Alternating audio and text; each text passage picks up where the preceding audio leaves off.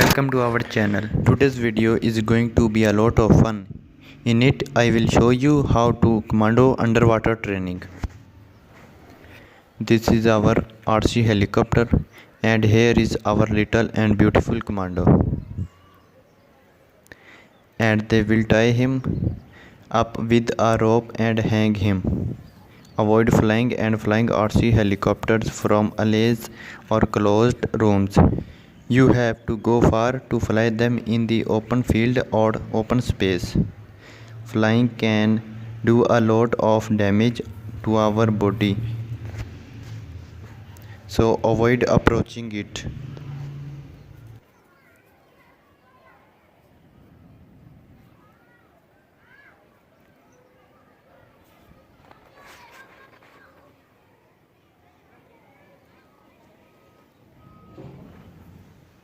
Here it is. Its remote is also turned on and now they come to it and do commando training in some place and underwater.